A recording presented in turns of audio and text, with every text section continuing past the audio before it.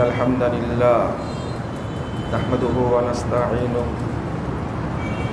نستغفره ونعوذ بالله من شرور أنفسنا ومن سيئات أعمالنا من يهده الله فلا مضل له ومن يضلل فلا هادي له وأشهد أن لا إله إلا الله وحده لا شريك له وأشهد أن محمدا عبده ورسوله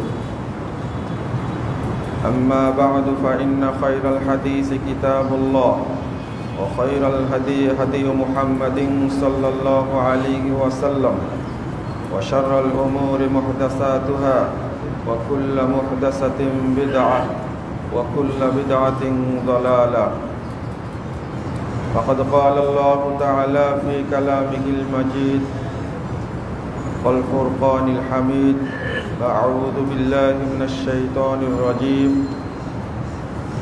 ألم تر إلى الذين يزعمون أنهم آمنوا بما أنزل إليك وما أنزل من قبلك يريدون يتحاكمون إلى الطاغوت وقد أمروا أن يكفروا به ويريد الشيطان أن يضلهم ضلالا مبينا ضلالا بعيدا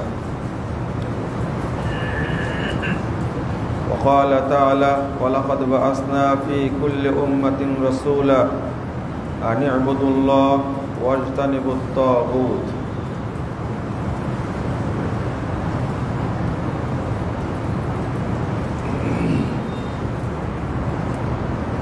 وقال عليه الصلاة والسلام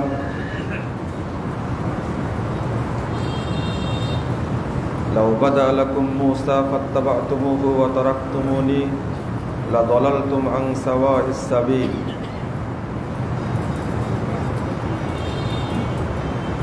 وقال أيضا فلو كان حيا لاتبعني رواه البيهقي بشعب الإيمان بإسناد صحيح যাবতীয় হামদ সানা মহান রব্বুল আলামিনের জন্য দরুদ ও তাসলিম বর্ষিত হোক শেষ নবী আহমদ মুস্তাফা মুহাম্মদ মুস্তাফা সাল্লাল্লাহু আলাইহি ওয়াসাল্লামের প্রতি। সম্মানিত মুসল্লিবৃন্দ,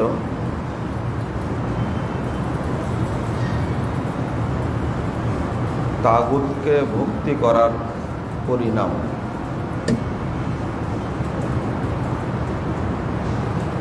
তাগুত সম্পর্কে আমাদের জানা খুবই কম, এ ব্যাপারে আলোচনাও খুব কম, কিন্তু জানাটা সবার জন্যই আবশ্যক। তাওহীদ সম্পর্কে জানা যেমন আবশ্যক, তাগুত সম্পর্কে জানাও তেমনি আবশ্যক। আল্লাহ রাব্বুল আলামিন একই আয়াতে তাওহীদ এবং তাগুত সম্পর্কে বলেছেন। আল্লাহ বলছেন সূরা নাহল ৩৬ নম্বর আয়াত, ওয়ালাকাদ বাআসনা ফি কুল্লি উম্মাতিন রাসূলা আন ইবুদুল্লাহ ওয়াজতানিবুত তাগুত। আমরা প্রত্যেক জাতির মধ্যে রাসূল পাঠিয়েছি। আল্লাহ বলছেন প্রত্যেক উম্মতের মাঝে ওয়ালাকাদ বাআসনা ফি কুল্লি উম্মাতিন, প্রত্যেক উম্মতের কাছে আমরা পাঠিয়েছি রাসূলা, একজন করে রাসূল। তাদের কাজ কি? মৌলিক কাজ বলা হয়েছে এখানে। মৌলিক কাজটা হলো আনি ইবুদুল্লাহ। তারা নির্দেশ দিবে, রাসূলগণ নির্দেশ দিবেন আনি ইবুদুল্লাহ, তোমরা আল্লাহর তাওহীদ প্রতিষ্ঠা করো। ইবুদুল্লাহ আল ইবাদাহ আত তাওহীদ, ওয়াজতানিবুত তাগুত, আর তোমরা তাগুত থেকে বিরত থাকো। তাগুতকে বর্জন করো। তাহলে নবী রাসূলদের মৌলিক দাওয়াত হলো এই দুইটা। মানুষকে বলবে তোমরা তাওহীদকে মেনে নাও, তাগুতকে বর্জন করো। এই জন্য আমরা বলি যিনি বা যে আলোচক, খতিব বা বক্তা বা আলেম তাওহীদের আলোচনা করে না, তার বক্তব্য শোনা যাবে না। তিনি যত বড়ই পণ্ডিত হোক, যত বড়ই প্রসিদ্ধ আলেম হোক, তার বক্তব্য শোনা যাবে না। আগে দেখবেন তাওহীদ বুঝেন কিনা বা তাওহীদের আলোচনা করেন কিনা। অন্যকে জিজ্ঞেস করবেন যে উনি তাওহীদের আলোচনা করেন কিনা। আর একটা হলো মানহাজ। কি বলেন, আমার সাথে বলেন? মানহাজ। মানহাজ মানে মানহাজুস সালাফ। মানহাজ সম্পর্কে জানে কিনা, বাস আলহামদুলিল্লাহ। সালাফদের মানহাজ জানে, তাওহীদ আকীদার আলোচনা করে। এই ধরনের আলেমদের আলোচনা শুনবেন, বই পড়বেন, তাদের নির্দেশনা মেনে চলার চেষ্টা করবেন। এছাড়া যদি অন্যদের আলোচনা শুনে ফেলেন, তাহলে আপনার মধ্যে তাওহীদ আর তাগুত মিশ্রিত জিনিস কানের মধ্যে ঢুকবে। কারণ হলো মুহাম্মদুর রাসূলুল্লাহ সাল্লাল্লাহু আলাইহি ওয়াসাল্লাম এই দাওয়াতটি 13 বছর দিয়েছেন। কত বছর? 13 বছর শুধু একটা বিষয়ে দাওয়াত দিয়েছেন। সেটা কি? তাওহীদ মেনে চলো, তাগুতকে বর্জন করো। এটা শেষ নবী, তবে এই মূলনীতি প্রত্যেক নবীরই ছিল, তাই না? আল্লাহ তো বললেন ওয়ালাকাদ বাআসনা ফি কুল্লি উম্মাতিন রাসূলা, প্রত্যেক উম্মতের মাঝে আমি রাসূল পাঠিয়েছি। উদ্দেশ্য ছিল মৌলিক দুইটি। তারা বলবে তোমরা তাওহীদকে মেনে নাও, তাগুতকে বর্জন করো। এই দাওয়াতের ধারায় মুহাম্মদুর রাসূলুল্লাহ সাল্লাল্লাহু আলাইহি ওয়াসাল্লাম তিনি এই মূলনীতিটা মানুষের উপরে, মানুষকে বোঝানোর চেষ্টা করেছেন 13 বছর। এরপরে নাজিল হয়েছে সালাত, এরপরে নাজিল হয়েছে সিয়াম, যাকাত, হজ, অন্যান্য আনুষঙ্গিক বিষয়। বাকি 10 বছরে সব নাজিল হয়েছে। আর 13 বছরের কর্মসূচি কি ছিল? তাওহীদ আর তাগুত। মনে থাকবে তো? 13 বছরের কর্মসূচি কি ছিল? তাওহীদ আর তাগুত। আপনাকে যদি প্রশ্ন করি যে আপনি তো একজন, আপনারা যদি আমাকে প্রশ্ন করেন যে আপনি তো একজন আলোচক, বক্তা বা আলেম বা খতিব, তো আপনি জীবনে তাওহীদের উপরে কয়টা বক্তব্য দিয়েছেন? আমার উত্তর হবে যে এই প্রশ্ন করার আগ পর্যন্ত জীবনে একটা খুতবাও দেইনি। যদি এইরকম উত্তর হয় তাহলে দাওয়াতের ধারাবাহিকতা ঠিক আছে।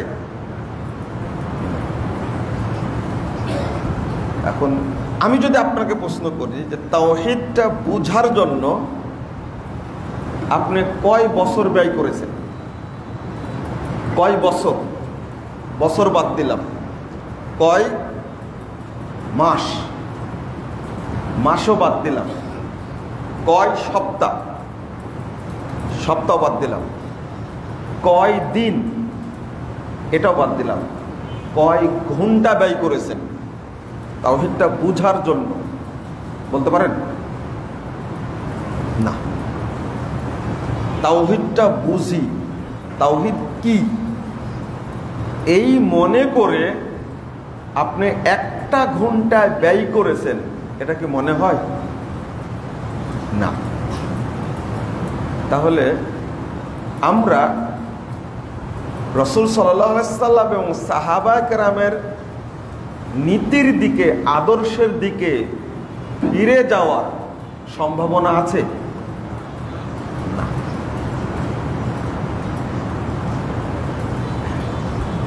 রাসূল সাল্লাল্লাহু আলাইহি ওয়াসাল্লাম এবং সাহাবা কেরাম যে নীতি এবং আদর্শের উপরে ছিলেন, তার উপরে প্রতিষ্ঠিত না থাকলে কেউ জান্নাতে যাবে? কেউ যাবে? কেউ যাবে। আল্লাহ শর্ত করেছেন, সূরা বাকারা 137 নম্বর আয়াত, ফাইন আমানু বিমিসলি মা আমানতুম বিহি ফাকাদ ইহতাদাও। সাহাবীদের লক্ষ্য করে আল্লাহ বলছেন যে তোমরা যেভাবে ঈমান এনেছো, অন্যরা যদি ওইভাবে ঈমান আনে ফাকাদ ইহতাদাও, তবেই হেদায়েত পাবে। ওয়া ইন তাওয়াল্লাউ ফা ইন্নামা হুম ফি শিকাক। আর এই নীতি থেকে যদি কেউ মুখ ফিরিয়ে নেয়, এই নীতিকে যদি কেউ প্রত্যাখ্যান করে, ফা ইন্নামা হুম ফি শিকাক, তাহলে ও ভ্রষ্টতার মধ্যেই থাকলো, ও বক্রতার মধ্যেই থাকলো, ও জাহান্নামীদের মধ্যেই থাকলো। নাউজুবিল্লাহ। আল্লাহ শর্ত করেছেন উম্মতের প্রতিটি মানুষকে নবী সাল্লাল্লাহু আলাইহি সাল্লাম এবং সাহাবায়ে কেরামের নীতি এবং আদর্শের উপরে থাকতে হবে। যদি থাকে তাহলে জান্নাত, না থাকলে কি? জাহান্নাম। তাহলে কি হলো? তাহলে আমাদেরকে আল্লাহ রাসূল সাল্লাল্লাহু আলাইহি সাল্লাম এবং সাহাবায়ে কেরামের নীতিতে ফিরে যেতে হবে। প্রথমত আমরা পিছিয়ে আছি, যারা আমরা আলোচনা করি তারা পিছিয়ে আছে। দ্বিতীয়ত আপনারাও পিছিয়ে আছেন, তাওহীদের আলোচনা শুনতে চায় না, এবং এটা বাস্তব। তাওহীদের আলোচনা শুনতে চায় না মানুষ, এটা বাস্তব। কারণ মুহাম্মদুর রাসূলুল্লাহ সাল্লাল্লাহু আলাইহি ওয়াসাল্লাম যখন তাওহীদের দাওয়াত দিয়েছেন, আরব লোকরা শুনেছিল কি? শুনেনি। এই জন্যই সালাতের জন্য 12 বছর 13 বছর লাগেনি। সালাত নাজিল হয়েছে, মানুষ সালাত পড়া শুরু করেছে। কিন্তু তাওহীদের আলোচনা করতে গিয়ে সময় নিয়েছেন রাসূল সাল্লাল্লাহু আলাইহি ওয়াসাল্লাম 13 বছর। আল্লাহ তাকে 13 বছরের কর্মসূচি দিয়েছেন তাওহীদ বুঝার জন্য।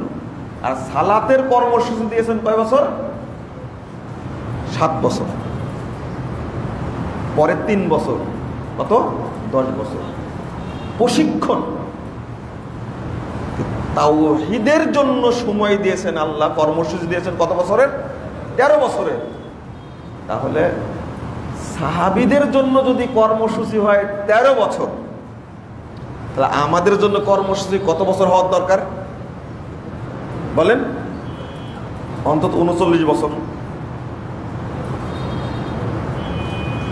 অথচ 39 বছরের তাওহীদ শব্দটাই শুনিনি। চলেন গুরুত্বটা শুধু বললাম, একটু তাওহীদ সম্পর্কে আলোচনা জেনে নেবেন আপনারা। আমরা চেষ্টা করেছি মানুষকে বোঝানোর, করছি, জানি না আল্লাহ কবুল করবেন কিনা। আপনারা দোয়া করবেন যেন আল্লাহ কবুল করেন, আমিন ইয়া রাব্বাল আলামিন। কারণ প্রথমে একটা বই আপনাদের উপহার দিলাম, ভ্রান্ত আকীদা বনাম সঠিক আকীদা। তারপরে মনে হলো যে বইটা একটু বড় হয়ে গেছে, মাত্র 160 পৃষ্ঠার মনে হয় বই, তাও মনে হলো বড় হয়ে গেছে।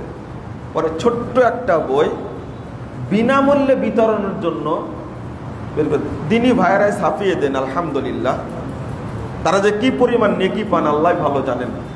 আল্লাহ তাদেরকে জান্নাতুল ফেরদাউসের জন্য কবুল করে নিন, আমিন। তারা ছাপিয়ে দেন, তারাই বিতরণ করেন। মাত্র 64 পৃষ্ঠার একটা বই, এক নজরে আকীদা ও তাওহীদ, এটা আবার ছাড়লাম, আলহামদুলিল্লাহ এখন চলমান। এরপরে কিছু মানুষ বলল যে একটু বিস্তারিত হলে ভালো হয়, তারপরে আকীদা ও তাওহীদের উপরে 556 পৃষ্ঠার একটা বই দিয়েছি।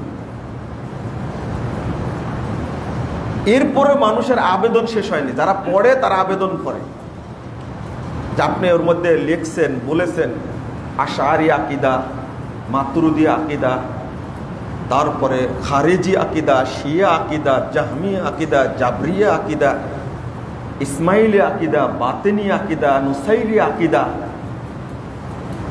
তো এইগুলো আবার কি? পরে আর একটা বই 552 পৃষ্ঠা, ইসলাম বনাম ফেরকাবন্দি, এই বইটা দিয়েছি মানুষকে বুঝানোর জন্য। আশা করি আমাদের পক্ষ থেকে প্রচেষ্টার কমতি নেই,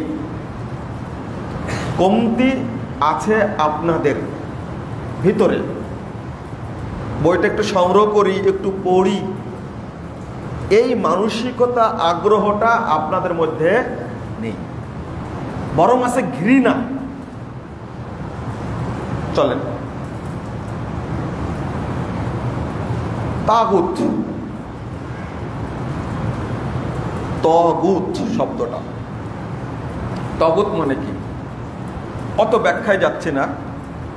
তগুত শব্দের অর্থ হলো শয়তান।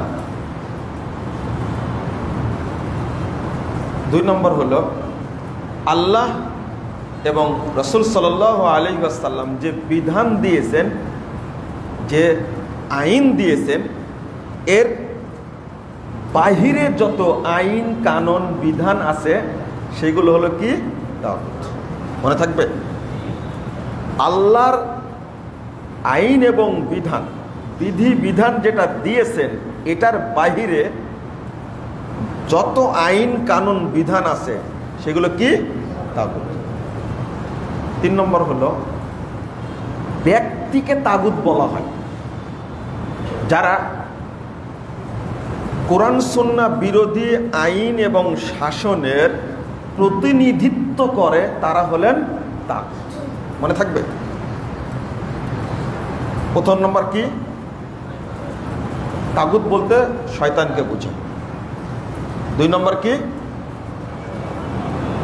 কোরআন সুন্নাহর বিরোধী যত আইন বিধান আছে সেগুলো কি? তাগুত। 3 নম্বর হলো ওই আইন এবং বিধানের যারা প্রতিনিধিত্ব করে, পরিচালনা করে, তারা কি? তাগুত। এটা হলো তাগুতের মূল জিনিস। মূলের উপরে যেটা আসলো সেটা হলো কোরআন এবং সুন্নাহর মধ্যে আল্লাহ রাব্বুল আলামিন যে বিধানটা দিয়েছেন, এই বিধান ছাড়া অন্য কোনো বিধানের আনুগত্য বা অনুসরণ করাকে বলা হয় কি? তাগুত। ইমাম আব্দুল ওহাব রাহিমাহুল্লাহ, তিনি মোহাম্মদ বিন আব্দুল ওহাব রাহিমাহুল্লাহ, তিনি তাগুতের কথা বলতে গিয়ে আল উসুলুস সালাসা, 3টি মূলনীতি বইয়ের মধ্যে তিনি উল্লেখ করছেন আত-তাগুতু আত-তাওয়াগীত কাসীরুন। তাগুত অনেক প্রকার আছে, অনেক তাগুত আছে।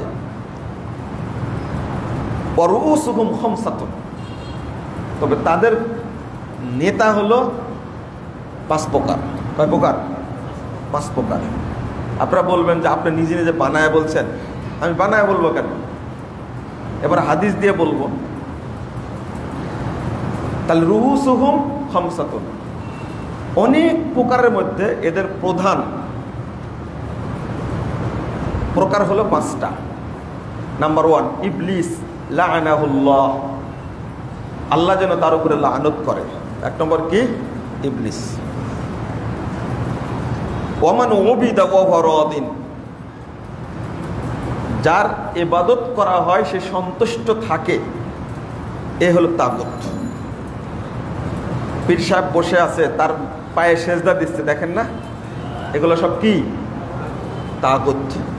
মান ওবিদা ওহরদিন, সে ইবাদত গ্রহণ করে সন্তুষ্টি চিত্তে। অনেকেই মঈনুদ্দিন চিশতির পূজা করে না? কিন্তু মঈনুদ্দিন চিশতি কি এই পূজাতে সন্তুষ্ট ছিলেন না? এটাই হলো প্রমাণ। এই সমস্ত ব্যক্তিদের নামে তার ভক্তরা তাকে মাবুদ তৈরি করে নিয়েছে, কিন্তু ওই সমস্ত বড় বড় আলেম তারা কি কখনো এর প্রতি সন্তুষ্ট না? তাই বলছেন। তাহলে তাদেরকে তাগুত বলা যাবে না, বুঝতে পারছেন কথা? ভক্তরা তার পূজা করে, কিন্তু ব্যক্তির কোনো দোষ নেই। যেমন আব্দুল কাদের জিলানীকে বলে গাউসে পাক, নাউজুবিল্লাহ। গাউস হলেন কে? আল্লাহ, গাউসুল আজম, যার কাছে আশ্রয় চাওয়া হয়। কোন পীরের কাছে আমরা আশ্রয় চাই? আব্দুল কাদের জিলানী রাহিমাহুল্লাহ তিনি একজন পরহেজগার বিজ্ঞ আলেম। তার মানহাজ ছিল সালাফি মানহাজ। এই তথাকথিত মিথ্যুক ভণ্ড ভক্তরা তাকে কি বানাইছে? মাবুদ বানাইছে। 3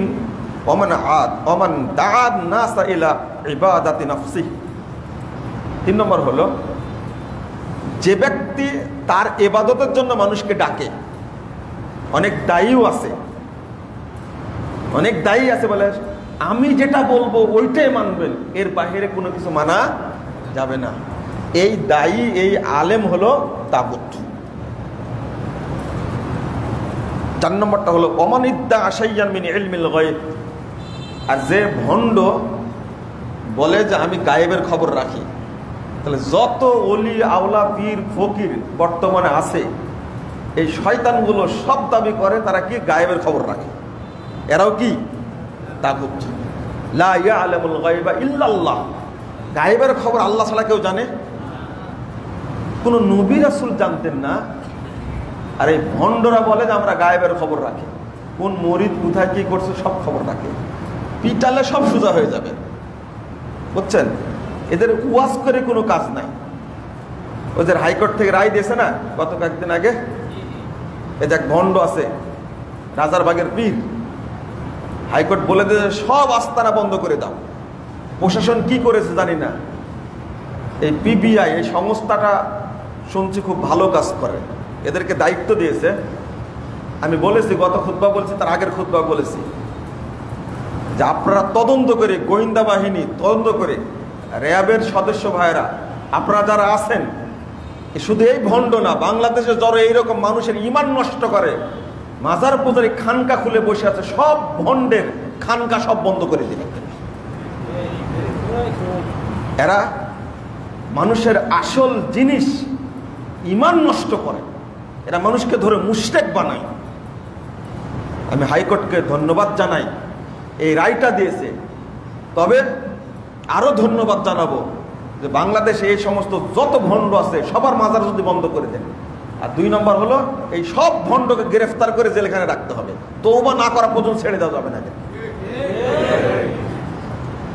দেখেন না ভণ্ডামি কাকে বলে। এক ভণ্ড মানুষের 17,000 কোটি টাকা আত্মসাৎ করেছে, দেখলেন না? কত বড় বেয়াদব, কত বড় খারাপ বদমাশ।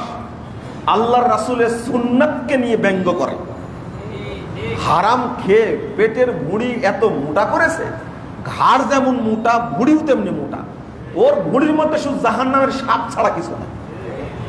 এই বদমাশ রাসূলের সুন্নাহকে মানে এত এমনভাবে ব্যঙ্গ করেছে যে সুন্নাহর মাধ্যমে রাসূলুল্লাহ সাল্লাল্লাহু আলাইহি সাল্লাম বলছেন, ওই সুন্নাহ পালনের মাধ্যমে বান্দা আল্লাহর নিকটবর্তী হতে পারে, আল্লাহর রহমত পেতে পারে এবং জান্নাতে প্রবেশ করতে পারে।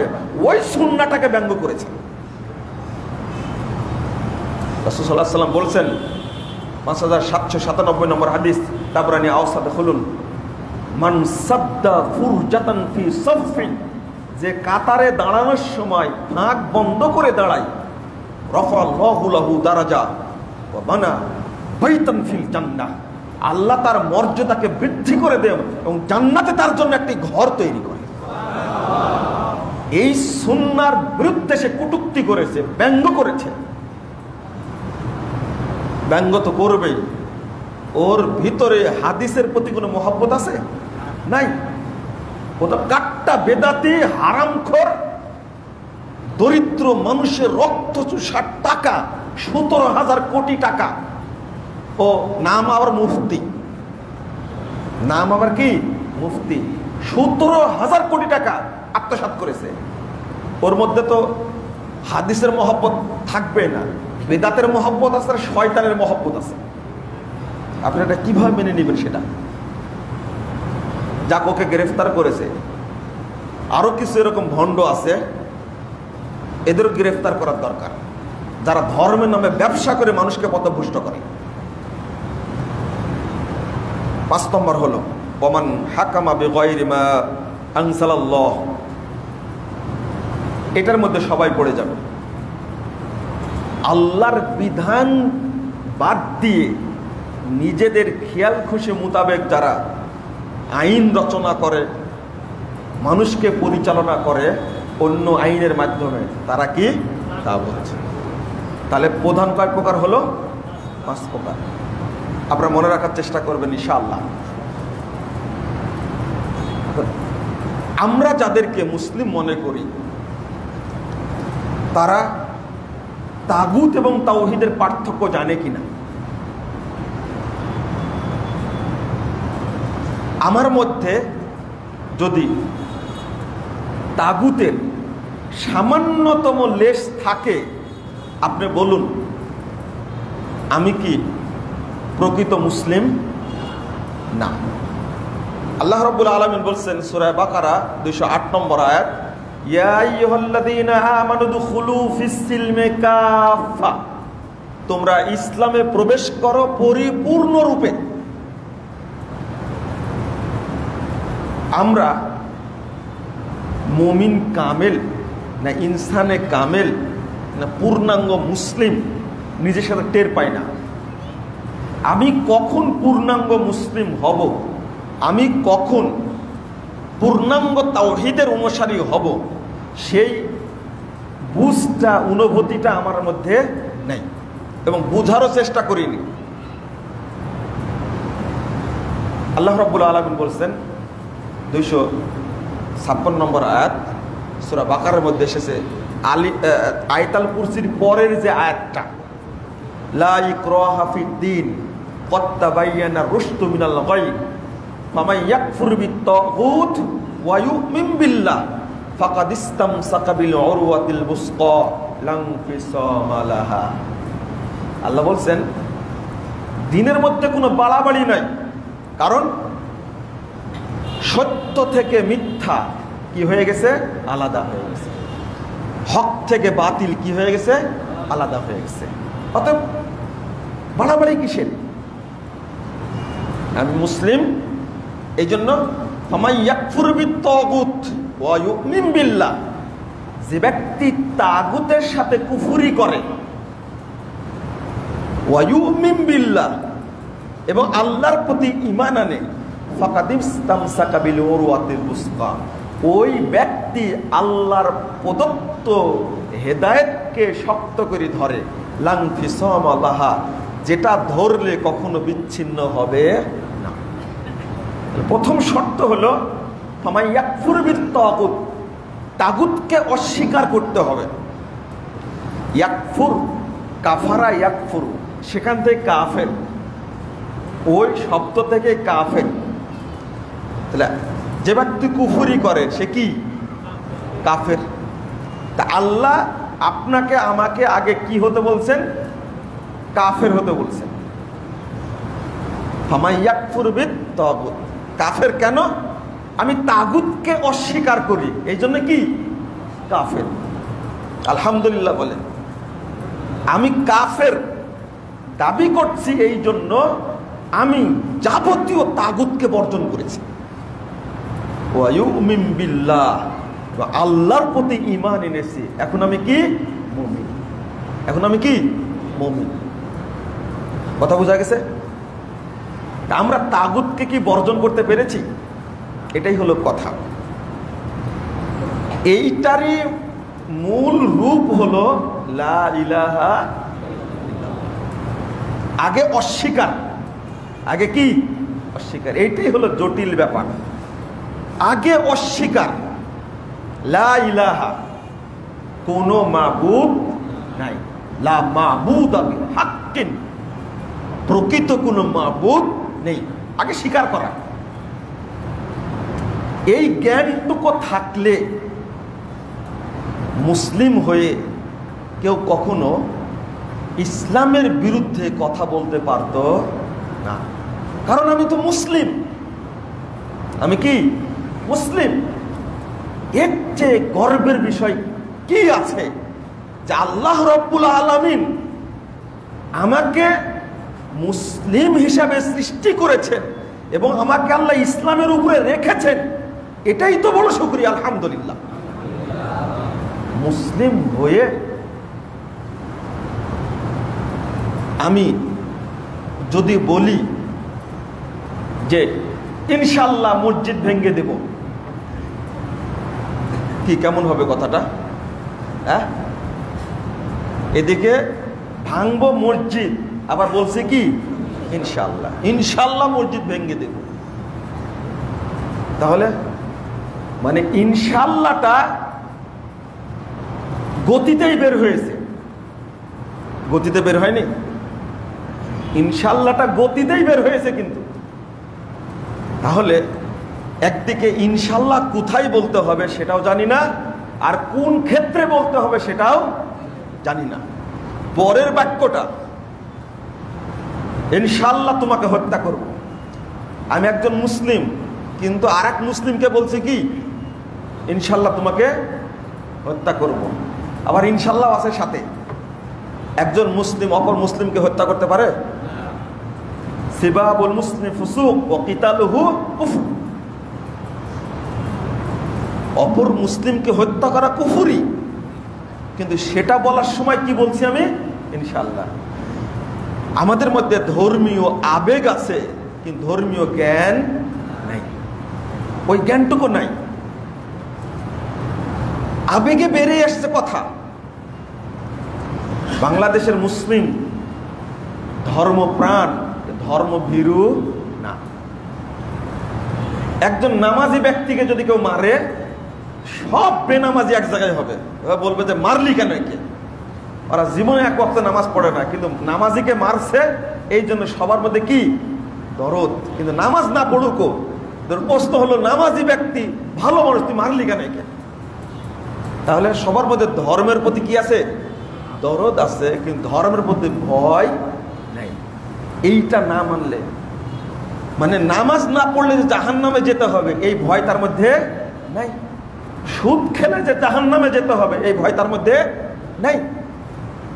আপনারা বোঝার চেষ্টা করেন, শুধু আবেগ দিয়ে ধর্ম চলে না, আবেগকে বিবেকে পরিণত করতে হয়, তবেই গা ওই ব্যক্তি প্রকৃত মুসলিম হতে পারে। শুধু এই জন্যই শুধু মুসলমানের ঘরে জন্মগ্রহণ করলে কেউ মুসলিম হয় না, তাকে ইসলামের জ্ঞান অর্জন করা লাগে। এই জন্য আল্লাহ আবেগ শিখতে বলেনি, আল্লাহ বলেছেন ইলম শিখতে, ফাআলাম আন্নাহু লা ইলাহা ইল্লাল্লাহ। আল্লাহর প্রথম বাক্য হলো ইকরা বিসমি রাব্বিকাল্লাযী, ইকরা বিসমি রাব্বিকাল্লাযী খালাক। যিনি সৃষ্টি করেছেন তাকে জানার জন্য পড়ো। প্রথম বাক্য এটা, আমি একদিনও পড়িনি। তারপরে কি? ফাআলাম আন্নাহু লা ইলাহা ইল্লাল্লাহ। সূরা মুহাম্মদ 19 নম্বর আয়াত খুলেন। তুমি জানো আল্লাহ ছাড়া প্রকৃত কোনো মাবুদ নেই। আমি জানলাম কই? আমার ইলমই তো নাই। যার কারণে আমরা তাগুতের সাথে মিশ্রিত হয়েছি। চলুন ওই আয়াতে আবার যাই। আগে না বচক, কি না বাচক? যত প্রচলিত মিথ্যা মাবুদ রয়েছে সবগুলোকে কি করতে হবে? নাকচ করতে হবে। সবগুলো। আপনার মনে কিছু রাখবেন আর কিছু বের করে দিবেন, তা কিন্তু চলবে না। বাংলাদেশে যারা হর্তাকর্তা, যারা দেশ চালায়, তারা যদি শুধু তাওহীদটা বুঝতেন তাহলে আলেমুলামাকে এত চেঁচানো লাগতো না। তারা তাওহীদ না বুঝে উল্টাটা বুঝেছে। উল্টাটা কি? পাশ্চাত্যের যে ফতুয়া, পাশ্চাত্যের ফতুয়া আছে না, পাশ্চাত্যের একটা মতবাদ, স্লোগান আছে। স্লোগানটা হলো, ওইটা শিখছে তারা, religion should not be allowed to come into politics, it is merely matter between man and God. অর্থাৎ ধর্ম মানে কখনো রাজনীতিতে ঢোকার অধিকার রাখে না। এটা আল্লাহ আর মানুষের মধ্যে আধ্যাত্মিকতার বিষয় মাত্র, আধ্যাত্মিক ব্যাপার। এটা থাকবে মসজিদে আর মন্দিরে, গির্জাতে থাকবে। এইটা চালু হয় 1832 সালের দিকে, এই স্লোগানটা চালু হয়, religion should not be allowed to come into politics, it is merely matter between man and God. ধর্ম কখনো রাজনীতিতে ঢোকার অধিকার রাখে না, অর্থনীতিতে ঢোকার অধিকার রাখে না, রাষ্ট্রনীতিতে ঢোকার অধিকার রাখে না। ধর্ম কখনো সমাজনীতিতে ঢোকার অধিকার রাখে না। এখান থেকে শিক্ষিত এই মূর্খ পণ্ডিতগুলো বিশ্বাস করে, আমি নামাজ না পড়লে আল্লাহ জিজ্ঞেস করবে। কথা বুঝতে পারছেন? রোজা না করলে আল্লাহ জিজ্ঞেস করবেন, হজ না করলে আল্লাহ জিজ্ঞেস করবেন। কিন্তু ঘুষ খাচ্ছি কি খাচ্ছি না, এটা আমার চাকরি জীবন, এই সম্পর্কে আল্লাহ জিজ্ঞাসা করবে না। এটা বৈষয়িক জীবন। লা ইলাহা ইল্লাল্লাহ, লা হাওলা ওয়ালা কুওয়াতা ইল্লা বিল্লাহ। আমি হারাম খাচ্ছি না, দুর্নীতি করছি, এটা আল্লাহ জিজ্ঞেস করবেন না। রাজনীতির ক্ষেত্রে আমরা কি করছি সেটা আল্লাহ জিজ্ঞেস করবেন না। আল্লাহ জিজ্ঞেস করবেন শুধু নামাজ পড়েছো কিনা, রোজা করেছো কিনা। তাহলে মানে কবরে প্রথম প্রশ্ন করা হবে, তুমি কি নামাজ পড়তে, তাই না? এটা প্রশ্ন করা হবে, তাই না? কি প্রশ্ন করা হবে? মার রব্বুকা। তাদের যে ধারণা, আল্লাহ আমাকে জিজ্ঞেস করলো রোজা করেছো কিনা, নামাজ পড়েছো কিনা, হজ করেছো কিনা। কত বোকার বোকা, কত পড়াশোনা করেছে, করে এটাই বুঝেছে যে আল্লাহ আমাকে হারাম খেয়েছি কিনা জিজ্ঞেস করবে না, সুদ খেয়েছি কিনা জিজ্ঞেস করবে না, জেনা করেছি কিনা জিজ্ঞেস করবে না, আমি মানুষ হত্যা করেছি কিনা জিজ্ঞেস করবে না, মদ খেয়েছি কিনা জিজ্ঞেস করবে না। এই জন্য সন্ত্রাসী কার্যক্রম করা, হারাম খাওয়া, মদ খাওয়া, গাঁজা খাওয়া, জেনা করা, ধর্ষণ করা, মানুষ হত্যা করা, এইগুলো কোনো ব্যাপারই না, এইগুলো সব দুনিয়াবি ব্যাপার। কি তাদের ধারণা সুন্দর না? কারণ ধর্মের সাথে রাজনীতি, অর্থনীতি, সমাজনীতি, রাষ্ট্রনীতির কোনো সম্পর্ক নাই। আর এই টোপটা খাওয়াইছে কারা? আল্লাহদ্রোহী, ইসলাম বিরোধী বড় বড় দার্শনিকের মাথা থেকে এটা বের হয়েছে। আর ওই টোপটাই গিলেছে আমাদের দেশের এই শিক্ষিত জনগণ। অথচ মুহাম্মদুর রাসূলুল্লাহ সাল্লাল্লাহু আলাইহি ওয়াসাল্লাম তিনি যেমন রাষ্ট্রনায়ক ছিলেন, তেমনি তিনি মসজিদের শ্রেষ্ঠ ইমামও ছিলেন। পৃথিবীর ইতিহাসের সর্বশ্রেষ্ঠ রাষ্ট্রনায়ক হলেন মুহাম্মদুর রাসূলুল্লাহ সাল্লাল্লাহু আলাইহি ওয়াসাল্লাম, তারপরে হলেন আবু বকর, তারপরে ওমর, তারপরে উসমান, তারপরে আলী রাদিয়াল্লাহু আনহুম। তারা হলেন শ্রেষ্ঠ রাষ্ট্রনায়ক। পৃথিবীর ইতিহাসে সর্বশ্রেষ্ঠ অর্থনীতিবিদ হলেন মুহাম্মদুর রাসূলুল্লাহ সাল্লাল্লাহু আলাইহি ওয়াসাল্লাম। পৃথিবীর ইতিহাসে সর্বশ্রেষ্ঠ রাজনীতিবিদ হলেন মুহাম্মদুর রাসূলুল্লাহ সাল্লাল্লাহু আলাইহি ওয়াসাল্লাম। পৃথিবীর ইতিহাসে সর্বশ্রেষ্ঠ রাষ্ট্রবিজ্ঞানী হলেন মুহাম্মদুর রাসূলুল্লাহ সাল্লাল্লাহু আলাইহি ওয়াসাল্লাম। পৃথিবীর ইতিহাসে সর্বশ্রেষ্ঠ সমাজবিজ্ঞানী হলেন মুহাম্মদুর রাসূলুল্লাহ সাল্লাল্লাহু আলাইহি ওয়াসাল্লাম। যদি এইটা আপনি মেনে নিতে না পারেন তাহলে আপনি ইসলাম থেকে খারিজ। কারণ আল্লাহ বলে দিয়েছেন সূরা আহজাব 21 নম্বর আয়াত, লাকাদ কানা লাকুম ফি রাসূলিল্লাহি উসওয়াতুন হাসানাহ। তোমাদের জন্য সর্বোত্তম আদর্শ নিহিত রয়েছে মুহাম্মদ সাল্লাল্লাহু আলাইহি ওয়াসাল্লামের মধ্যে। বলুন, পৃথিবীর ইতিহাসে সর্বশ্রেষ্ঠ বিজ্ঞানী কে? মুহাম্মদুর রাসূলুল্লাহ। Of all the religious persons of the world, Muhammad was the most successful. কেন বললো এটা? এনসাইক্লোপিডিয়া ব্রিটানিকার মধ্যে লাইফ অফ মুহাম্মদ সাল্লাল্লাহু আলাইহি ওয়াসাল্লামের জীবনী আলোচনা করতে গিয়ে শেষে বলছেন, of all the religious persons of the world, Muhammad was the most successful. পৃথিবীতে যত পণ্ডিত ব্যক্তির আগমন ঘটেছে তার মধ্যে শ্রেষ্ঠ ব্যক্তি হলেন, সর্বশ্রেষ্ঠ ব্যক্তি হলেন মুহাম্মদুর রাসূলুল্লাহ সাল্লাল্লাহু আলাইহি ওয়াসাল্লাম। এটা তো আমার বক্তব্য না। আগে লাইফ অফ মুহাম্মদ সম্পর্কে আপনি জানুন, জানার পরে কথা বলুন। একজন মন্ত্রী মুসলিম হয়ে কিভাবে গর্বের সাথে বলতে পারে রাষ্ট্র ধর্ম ইসলাম থাকবে না ইনশাআল্লাহ? লা ইলাহা ইল্লাল্লাহ। মাশাআল্লাহ। পরবর্তীতে এই ধুমরুজালের মধ্যে প্রধানমন্ত্রী সুন্দর কথা বলে দিয়েছেন, ধর্ম নিয়ে কোনো বাড়াবাড়ি চলবে না। আপনার মন্ত্রীরা যেন না বলে, এইটা মন্ত্রীদেরকে শাসিয়ে দিন। যদি আমরা যে চেতনায়, আমি বলবো মাননীয় প্রধানমন্ত্রীকে বলবো, যে চেতনায় আপনার বাপ স্বাধীনতার স্থপতি, যে চেতনায় স্বাধীনতা অর্জন করেছিলেন, স্বাধীনতা সংগ্রাম করেছিলেন, ওই চেতনা যদি আপনারা উপলব্ধি করেন, তাহলে যে চেতনার মাধ্যমে ইসলামিক ফাউন্ডেশন প্রতিষ্ঠিত হয়েছিল, ইনশাআল্লাহ মনে করি আপনাদের মাধ্যমে বাংলাদেশে ইসলামের অবশ্যই উপকার হবে। কিন্তু ওই চেতনা আমাদের মধ্যে নাই। শুধু তাওহীদের জ্ঞান না থাকার কারণে। বলেন, আমি কি চাইবো একজন মুসলিম ভাই কি চাইবে কোন একজন মুসলিম পথভ্রষ্ট হোক? চাইবে? কোন একজন মুসলিম কবরে গিয়ে শাস্তির মুখোমুখি হোক? কেউ চাইবে? কোন একজন মুসলিম জাহান্নামে যাক, এটা কেউ চাইবে না? কেউ চাইবে না। আলহামদুলিল্লাহ, আপনারা জানেন যে আমরা আলোচনা করি, কাজো লেজুড় বৃত্তি করি না। আমরা কারো লেজুড় না। আমরা চাই যে সবাই মুসলিম হিসাবে আল্লাহর কাছে খালেস বান্দা হিসাবে গৃহীত হোক। আল্লাহ যেন কবুল করেন, আমিন। তো আমি যখন মুসলিম তখন হতে পারি ডাক্তার, আমি যখন মুসলিম হতে পারি আমি মাস্টার, প্রফেসর, আমি যখন মুসলিম তখন হতে পারি একজন সচিব, আমি যখন মুসলিম হতে পারি আমি মেম্বার, হতে পারি চেয়ারম্যান, হতে পারি কমিশনার, হতে পারি এমপি, হতে পারি মন্ত্রী, হতে পারি প্রধানমন্ত্রী, হতে পারি রাষ্ট্রপতি। এতে সন্দেহ আছে?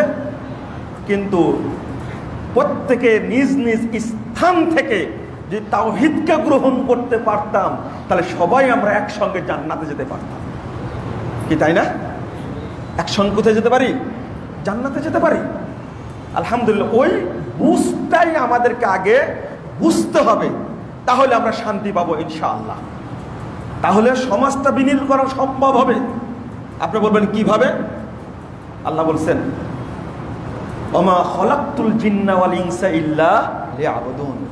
প্রত্যেক জিন এবং মানুষকে আমি সৃষ্টি করেছি, তারা একমাত্র আমারই ইবাদত করবে না, তাওহীদ প্রতিষ্ঠা করবে। মানে তাওহীদের চেতনা। আমি যখন বাড়ি থেকে বের হচ্ছি অফিসের উদ্দেশ্যে, আমি একজন মন্ত্রী বের হচ্ছি, আমার দায়িত্ব মন্ত্রণায় চালানো। যদি প্রধানমন্ত্রীকে ভয় না করে যদি ভয় করতাম কাকে? আল্লাহকে। আমার 10টায় ডিউটি, ঠিক 10টায় অফিসে গিয়ে হাজিরা দিতাম, তাই না? কাকে ভয় করি আমি? আল্লাহকে। এটাও তাওহীদের অন্তর্ভুক্ত। আমি একজন ভিসি, আমি একজন কলেজের প্রিন্সিপাল, 10টায় কলেজ খুলবে, আমি ঠিক 10টার আগে গিয়েই ঠিক 10টায় স্বাক্ষর করব। যদি 3টায় ছুটি হয়, আমি 3টায় আবার প্রস্থানে স্বাক্ষর করে সেখান থেকে বেরিয়ে আসবো। ভয় কলেজের সভাপতি করার দরকার নাই, এমপি কে করার দরকার নাই, ভয় করবো কাকে? আল্লাহকে। কারণ যদি আমি 12টায় উপস্থিত হয়ে 1টায় বেরিয়ে আসি, সপ্তাহে একদিন কলেজে যাই আমি প্রিন্সিপাল, তাহলে যদি আমার ভয় থাকতো যে সরকার বেতনটা দিচ্ছে, এই বেতনটা টোটালি হারাম, এই হারাম ভক্ষণ করে আমার কোনো ইবাদত কবুল হবে না, এই ভয় থাকলে প্রিন্সিপাল কখন ধোঁকা দিতে পারতো না। বিশ্ববিদ্যালয়ের ভিসির মধ্যে যে তাওহীদি চেতনা থাকতো, পশ্চিম কালেও এই চোর বাটপাট সন্ত্রাসী নিয়োগ দিয়ে বিশ্ববিদ্যালয়কে সন্ত্রাসের কারখানা বানাতো না। কেন নিয়োগ দিয়েছে? একবারে সিরিয়ালে হলো 13 নম্বর, সে হয়েছে বিশ্ববিদ্যালয়ের প্রফেসর, 1 নম্বর থেকে 12 নম্বর পর্যন্ত আউট। কারণ ও হলো সন্ত্রাসী, ওর টাকা আছে তাই। ভিসি সাহেবকে 30 লাখ টাকা ঘুষ দিয়ে বিশ্ববিদ্যালয়ে চাকরি নিয়েছে। প্রথম কথা, স্বজনপ্রীতি, দলপ্রীতি, এই ভয় যদি থাকতো, কোনো কোনো ভিসির খুব প্রশংসা শোনা যায়, কোনো কোনো প্রিন্সিপালের খুব প্রশংসা শোনা যায় না, প্রশ্নই আসে না, প্রশ্নই আসে না। বাবা আমি কলেজের প্রিন্সিপাল, তোমার মেধা যদি থাকে ইন্টারভিউ নেব, লিখিত এবং মৌখিক, নেওয়ার পরে তুমি যদি টিকো তুমি অটো শিক্ষক হয়ে যাবে, তোমার টাকা দেওয়া লাগবে না, পেরেশানির কোনো সুযোগ নাই, তুমি আমার কলেজের, তুমি আমার বিশ্ববিদ্যালয়ের টিচার হয়ে যাবে, তো কোনো সন্দেহ নাই। কারণ তোমার কাছ থেকে যদি আমি টাকা ঘুষ নেই, তাহলে আমার হজ, আমার নামাজ, আমার ইসলাম সবই কি হয়ে যাবে? বাতিল হয়ে যাবে। কি এমপিকে ভয় করা লাগলো? ভয় করলো কাকে? আল্লাহকে। এটাই হলো তাওহীদি চেতনা। আমি যদি অফিসে গিয়ে ঘুষ নেই, তাহলে আমাকে বুঝতে হবে যে আমি ঘুষ খেলাম, আমি দুর্নীতি করলাম, আমি আত্মসাৎ করলাম, আমার কোনো ইবাদত কবুল হবে না। আর এই ঘুষ নিয়ে মারা গেলে আমাকে কোথায় যেতে হবে? জাহান্নামে যেতে হবে। কারণ আগেই তো আমার ব্রেনটা উল্টা দিয়েছে।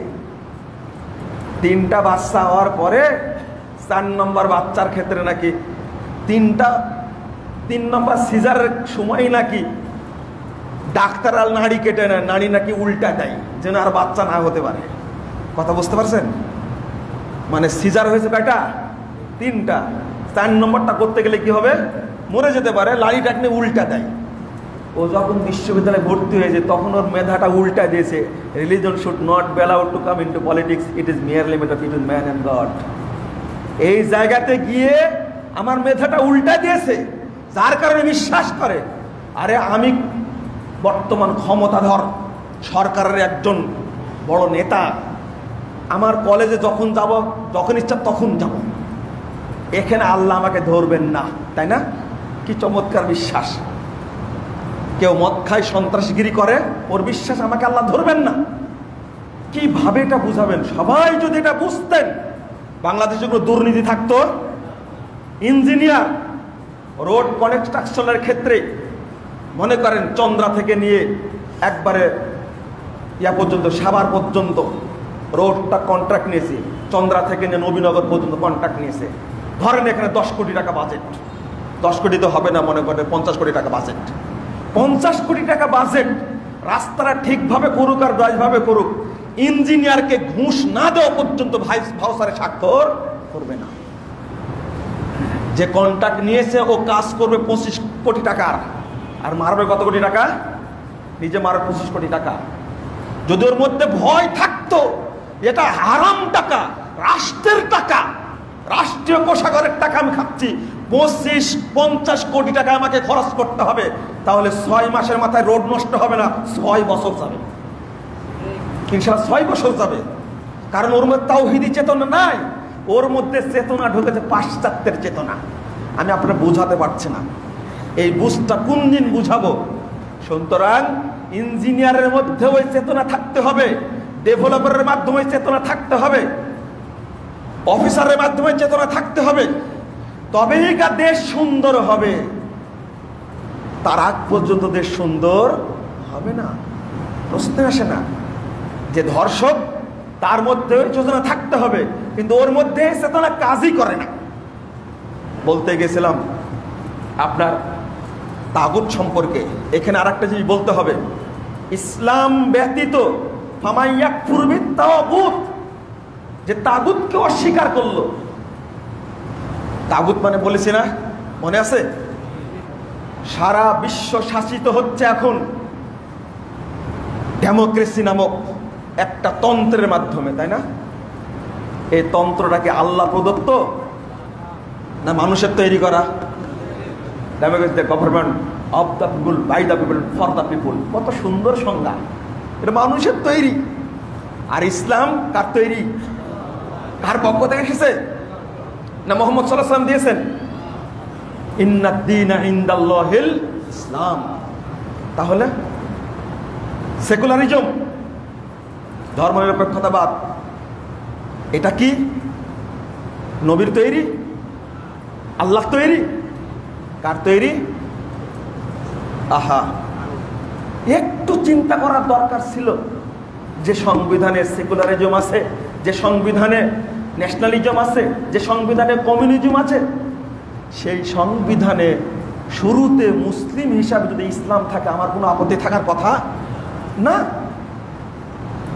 কারণ আমি মুসলিম, আমি ইসলামকে কি করি? ফলো করি। কারণ আল্লাহ বলছেন সূরা আল ইমরান 85 নম্বর আয়াত, ওয়ামাই ইয়াবতাগি গায়রাল ইসলামি দীনা ফালা ইউকবালা মিন ওয়া হুয়া ফিল আখিরাতি মিনাল খাসিরিন। যে ব্যক্তি ইসলাম ব্যতীত অন্য কোন ধর্ম, দর্শন, থিওরি, মতবাদ, ইজম, তরিকা, মাযহাব তালাশ করবে, কোনটাই তার পক্ষ থেকে গ্রহণযোগ্য হবে না। ফালা ইউকবালা মিন, কোনটাই গ্রহণযোগ্য হবে না। আল্লাহ বলছেন এটা। তাহলে আমার হৃদয়ে থাকবে একটা জিনিস, তার নাম কি? ইসলাম। কি? ইসলাম। তাহলে আমি মুসলিম যেহেতু, আমার হৃদয়ে ডেমোক্রেসি থাকবে না, ন্যাশনালিজম থাকবে না, কমিউনিজম থাকবে না, সেকুলারিজম থাকবে না, ক্যাপিটালিজম থাকবে না, কিছু থাকবে না। আমি এখান থেকে কি একটু বুঝেন তো দেখি। ছোট্ট একটা জিনিস আপনাকে বুঝতে হবে, সেটা হলো ইহুদিরা কাফের না মুসলিম? বলেন, উত্তর দেন। সন্দেহ আছে?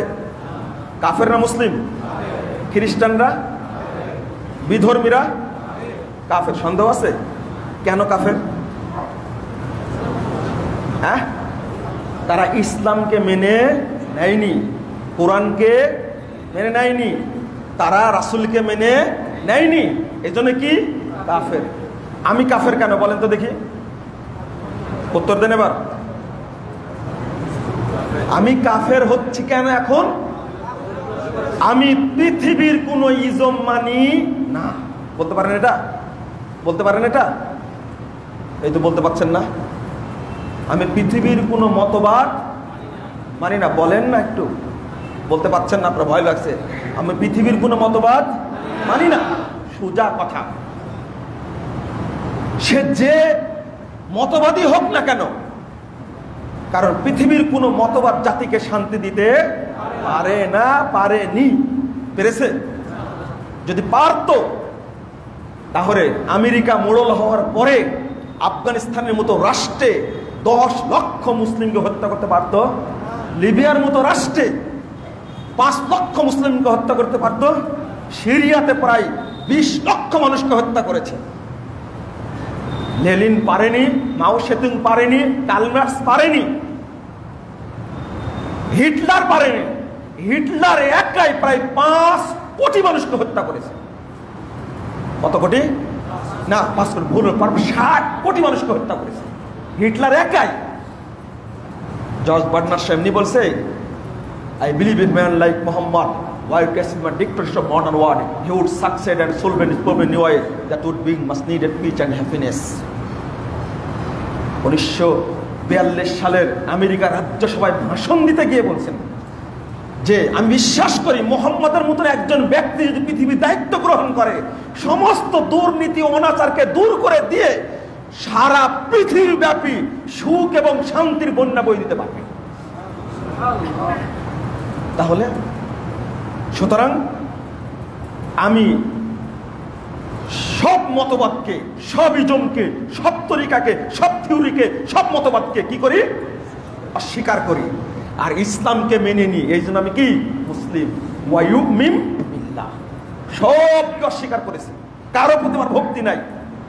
আপনার যেন ভক্তি না থাকে, আল্লাহ রাব্বুল আলামিন বলেছেন, ওমিনান নাস মান ইয়াত্তাখিযু মিন দুনিল্লাহ ইউহিব্বুনাহুম কাহুব্বিল্লাহ ওয়াল্লাযীনা আমানু আশাদ্দু হুব্বান লিল্লাহ। মানুষরা, কিছু মানুষ আল্লাহকে ব্যতীত অন্যদের রব হিসাবে গ্রহণ করে, এমন ভালোবাসে যেন আল্লাহর মতো তাকে পূজা করে।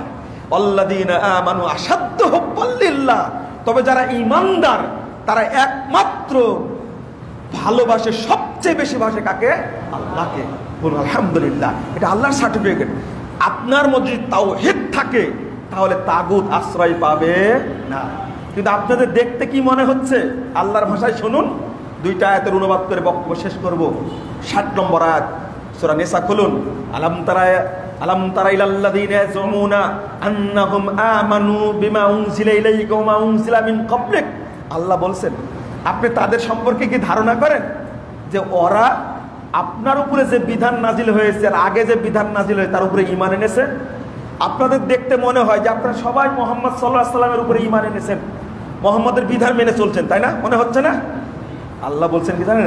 ওয়া ইউরিদুনা ইয়াতাহাকামু ইলাত তাগুত। না না, ওরা মনে মনে আশা করে যে তাগুতের কাছে ফয়সালা নিবে। বলুন নাউযুবিল্লাহ। আল্লাহ বলেছেন ওয়া ইউরিদুশ শাইতানু ওয়াকাদ উমিরু আন ইয়াকফুরু বি। অথচ ওদেরকে নির্দেশ দেওয়া হয়েছে তোমরা তাগুতকে অস্বীকার করো, কিন্তু মনে মনে ফয়সালা কামনা করি কার কাছে? তাগুতের কাছে। অথচ তাদেরকে আমাদেরকে নির্দেশ দেওয়া হয়েছে কি? তাগুতের সাথে কি করা? কুফরি করতে। ওয়া ইউরিদুশ শাইতানু আন ইউদিল্লাহুম দালালাম বাঈদা। আর শয়তান চাই তাদেরকে দূরতম পথভ্রষ্ট করতে। নাউযুবিল্লাহ, আস্তাগফিরুল্লাহ। সূরা জুমার 17 নম্বর আয়াত খুলুন। আল্লাহ বলছেন ওয়াল্লাযীনা ইসতানাবুত তাগুত আইয়াবুদুহা। যারা তাগুতের ইবাদত করতে অস্বীকার করে। বলেন, আমরা কি তাগুতের পূজা করতে অস্বীকার করি না? করি না? করি। আল্লাহ বলছেন যারা তাগুতের পূজাকে অস্বীকার করে, তাগুতের প্রতি ভক্তি প্রদর্শন করাকে অস্বীকার করে, ওয়ানাবু ইলাল্লাহ, এবং আল্লাহর দিকে ধাবিত হয়, লাহুমুল বুশরা, তাদের জন্য জান্নাতের সুসংবাদ রয়েছে। ফাবাশশির ইবাদ। আল্লাহ বলছেন হে মুহাম্মদ, আমার বান্দাদেরকে তুমি জান্নাতের সুসংবাদ দিয়ে দাও। বলুন আজকের খুতবায় বলুন আপনি যে আল্লাহ, আমরা তাগুতকে মানি না, তাগুতকে অস্বীকার করি, মানি একমাত্র তোমাকে। যদি এটা বলতে পারেন, রাসূল সাল্লাল্লাহু আলাইহি সাল্লামকে বলছেন আল্লাহ, প্রথম বলছেন লাহুমুল বুশরা, তাদের জন্য জান্নাতের সুসংবাদ রয়েছে। ফাবাশশির ইবাদ, হে মুহাম্মদ আপনি তাদেরকে, আমার বান্দাদেরকে জান্নাতের সুসংবাদ দিয়ে দিন। আমরা সবাই জান্নাতে থাকতেছে একসঙ্গে। আল্লাহ তুমি কবুল করো। আল্লাহ তুমি আমাদেরকে জান্নাতুল ফেরদাউসের জন্য কবুল করে নাও। আমিন রব্বুল আলামিন। আল্লাহ তুমি আমাদেরকে তাগুতকে বর্জন করার তৌফিক দান করো। আমিন রব্বুল আলামিন। সুতরাং যদি এই দোয়া কবুল হয়, আপনাকে আমাকে সিরাতে মুস্তাকিমে জান্নাতের পথেই চলতে হবে। ডক্টর আল্লামা ইকবাল বলছেন, গাড়ি যাত্রা রেখে জামহুরে গোলাম পাখতে কারেছো কেয়াস দুসত খার ফিক্রে ইনসানি নামি আয়াত, ফার্সি কবিতা। তিনি বলছেন পালাও তন্ত্রমন্ত্র থেকে, এই সময় তন্ত্রমন্ত্র বাদ দাও, বরং একজন পরহেজগার ব্যক্তির আনুগত্য করো। মনে রেখো 200 গাধার মস্তিষ্ক থেকে কখনো একজন ভালো মানুষ তৈরি হয় না। হয় 200 গাধার মস্তিষ্ক এক জায়গায় করেন তো একজন মানুষের ব্রেন তৈরি হবে? হ্যাঁ, তা আমাদের কাছে তো পুঁটি মাছ আর ইলিশ মাছ সব সমান, তাই না?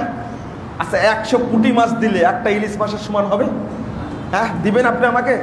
আমি 100টা পুঁটি মাছ দিব, আপনি আমাকে একটা ইলিশ মাছ দিবেন? তা দিবেন কেন আপনি? হ্যাঁ, 100 ভিসির যে মূল্য 100 মুসিরও তাই মূল্য। তাই তিনি বলছেন বাতানে শোয়া বকাবাইল কো তুড়ো রুসুমে খুনকে সালাসিল কো তুড়ো এহি দিনে মুক্কাম এহি ফাতেহ বাব কে দুনিয়া মে তাওহীদ হবে হিজাব। তিনি বলছেন এই যত তন্ত্র মন্ত্র আছে, রসম রেওয়াজ সব ছুঁড়ে ফেলে দাও, ভেঙ্গে চুরমার করে দাও। এটাই দিনের নির্দেশ, এখানেই বিজয়ের দরজা রয়েছে। কে তাওহীদ হবে হিজাব, দুনিয়া মে তাওহীদ হবে হিজাব। তখনই দেখবে পৃথিবীতে আসমান নিচে তাওহীদের পতাকা পথ পথ করে উঠতে শুরু করেছে। যদি আপনি তাওহীদকে গ্রহণ করেন, ইনশাআল্লাহ বিজয় আসবে। যতদিন তাওহীদের সাথে শিরক মিশ্রিত থাকবে, তাগুত মিশ্রিত থাকবে, ততদিন আল্লাহ আপনার উপর রহমত নাজিল করবে না। এই জন্য আমি দোয়া করি, আল্লাহ তুমি বাংলাদেশের মানুষকে তাওহীদ বুঝার তৌফিক দান করো। আল্লাহ এই দেশটাকে তাওহীদের দেশ হিসাবে কবুল করো। এই দেশটাকে তুমি সন্ত্রাস, জঙ্গিবাদ, মাদকতা, যাবতীয় দুর্নীতি মুক্ত দেশ হিসাবে কবুল করে নাও। আমিন ইয়া রাব্বাল আলামিন। আকুলু কওলি হাদা আস্তাগফিরুল্লাহ লি ওয়া লাকুম ওয়া লিসাইরিল মুসলিমিন।